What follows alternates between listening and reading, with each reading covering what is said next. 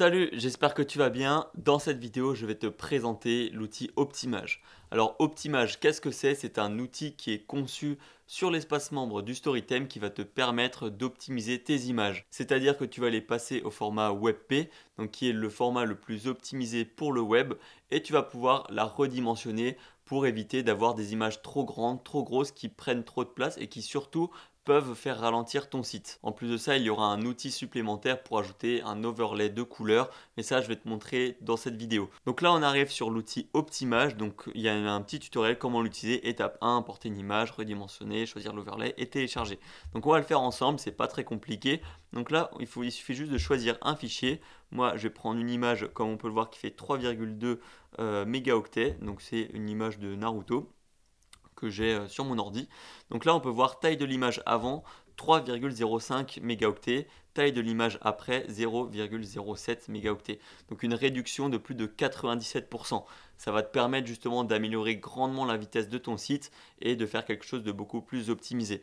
Donc là, on peut voir la largeur qui est quand même assez large, 2880, et une hauteur qui est aussi quand même relativement haute. Donc là, tu pourras soit gérer toi-même ton format, donc soit tu écris ce que tu veux ici, tu peux mettre 3000, tu peux mettre 2000, enfin bref, tu peux mettre ce que tu veux. On va remettre de base. Tu peux, mince, tu peux aussi gérer manuellement comme ça, et tu peux aussi faire en sorte que ça reste toujours au même ratio, donc en cliquant là-dessus. Donc là ça va modifier les deux en même temps. Si par exemple ici je mets 1000, ça va aussi modifier ici. Donc voilà, c'est pas très compliqué à utiliser. Ensuite on a des boutons qui vont te permettre justement d'avoir des formats prédéfinis.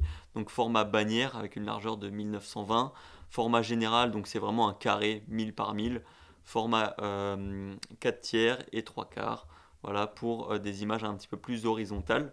Et ou alors garder le même ratio mais avec une largeur de 1000 pixels. Donc ça permet de redimensionner et d'avoir quelque chose de plus optimisé. Donc ensuite tu peux ajouter, bien évidemment, je vais juste remettre comme ça, tu peux ajouter un overlay sur l'image. Donc là c'est juste un filtre d'une couleur, donc là c'est par défaut noir, mais si tu veux un filtre rouge tu peux très bien, mais bon ça c'est dans de très rares cas qu'on l'utilise, mais en tout cas c'est présent.